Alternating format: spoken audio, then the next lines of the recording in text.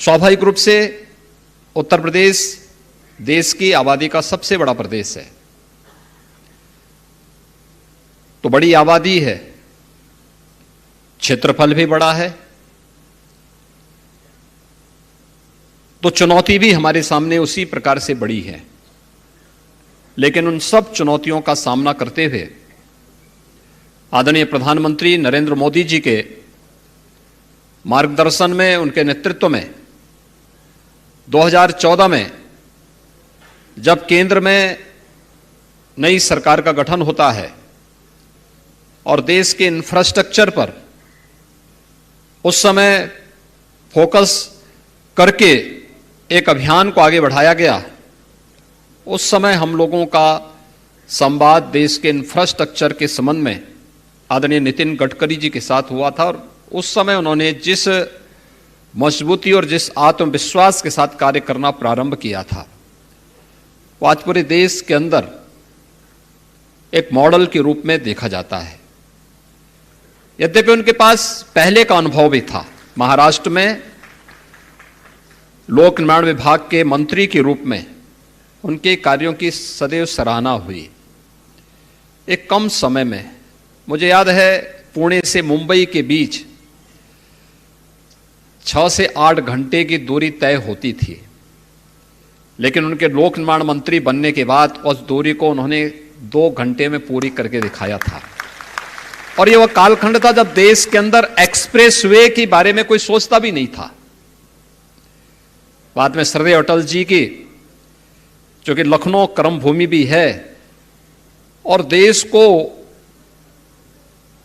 International मानक के highway मिलने चाहिए, इसके लिए उन्होंने स्वर्णिम चतुर्भुज की योजना को आगे बढ़ाते हुए देश के रोड इंफ्रास्ट्रक्चर पर ध्यान देने की जो कार्रवाई आगे बढ़ाई थी, न केवल राष्ट्रीय राजमार्गों को बल्कि ग्रामीण क्षेत्रों की सड़कों को भी प्रधानमंत्री ग्राम्य सड़क योजना के माध्यम से जो एक गति उस कालखंड में दी थी, उस समय उस सरकार को कुछ समय उस कार्य को करने का अवसर प्राप्त हुआ, लेकिन उसका वास्तविक स्वरूप विगत 8 साढ़े 8 वर्षों में देश के अंदर देखने को मिला है। जिस तेजी के साथ रोड इंफ्रास्ट्रक्चर के कार्य जिस तेजी के साथ आगे बढ़े हैं, ग्रामीण क्षेत्र में कनेक्टिविटी जिस तेजी के साथ आगे बढ़ी है, उसी से प्रेरणा लेकर के हम लोगों ने उत्तर प्रदेश जैसे राज्य में भी इस विश्वास के साथ कि अगर उत्तर प्रदेश जैसे राज्य को विकास के पायदान पर आगे बढ़ाना है, 25 करोड़ आबादी के जीवन में परिवर्तन लाना है, उनकी आय में कई गुना वृद्धि करनी है, तो हमें इंफ्रास्ट्रक्चर पर ध्यान देना ही होगा। और उस समय हम लोगों ने फिर अपने कार्यक्रम को आगे बढ़ाया था। इंफ्रास्ट्रक्चर के लिए इंटरस्टेट कनेक्टिविटी को हम लोगों ने अच्छा किया।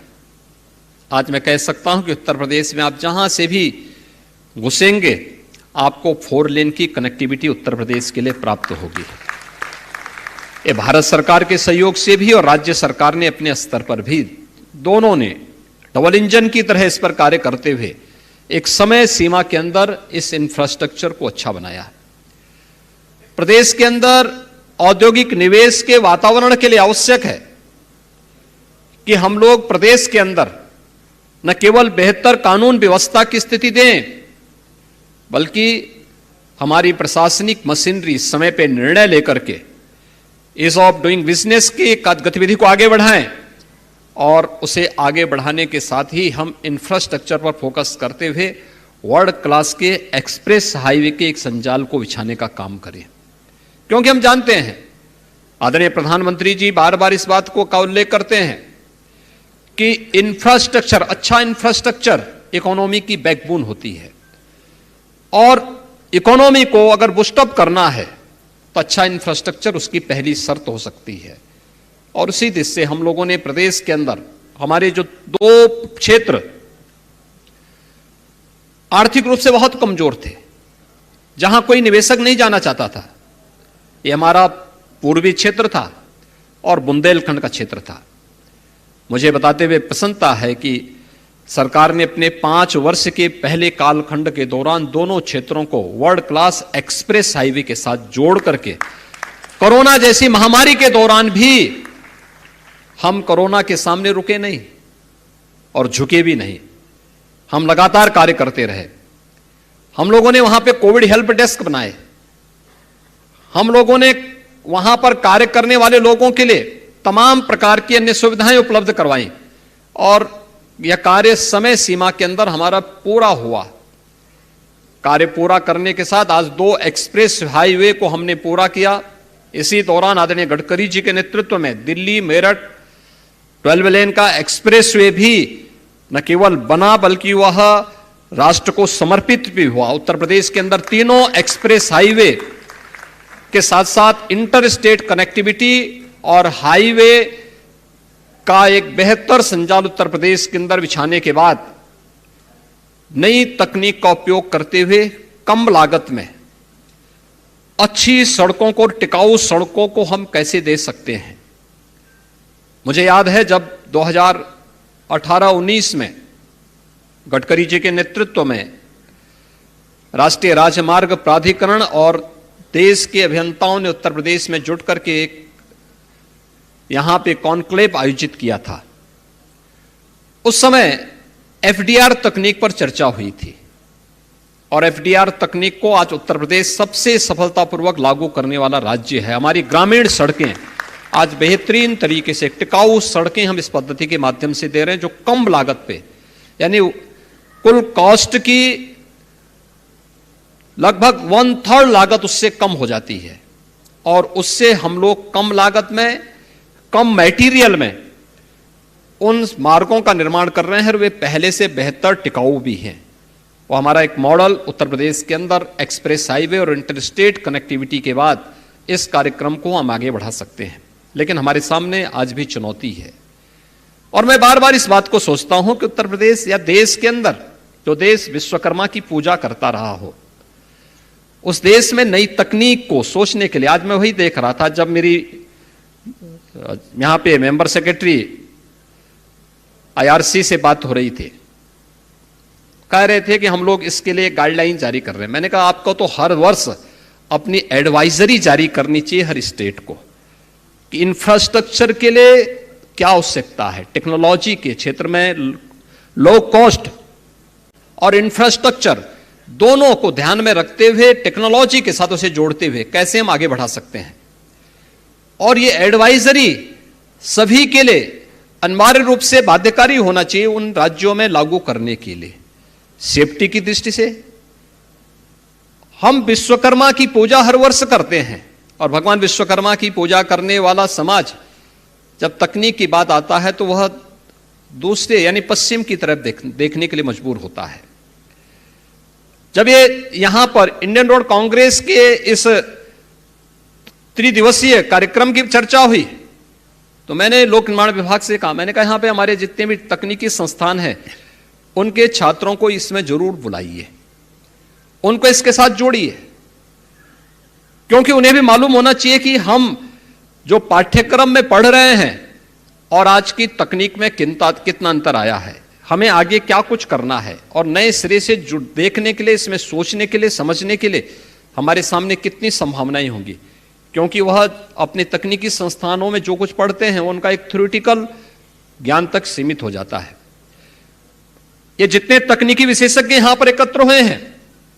ये उसके व्यवहारिक पक्ष को और वहां की आवश्यकता के अनुरूप उसमें समय समय पर नए इनोवेटिव आइडिया के साथ आगे बढ़ते हैं और उस समय उनका आइडिया अत्यंत महत्वपूर्ण हो सकता है। और इन छात्रों के लिए भी एक नई गाइडलाइन उसके माध्यम से हम जारी कर सकते हैं। तकनीकी संस्थानों के पाठ्यक्रमों को उसके अनुरूप बनाने में हमें मदद मिल सकती है। इसमें इसलिए हमने कहा भी इन सभी छात्रों को भी इसके साथ जोड़ने का प्रयास होना चाहिए और यह कार्य भी यहां पर हुआ है। हर वर्ष हम विश्वेश्वरैया जयंती भी मनाते हैं।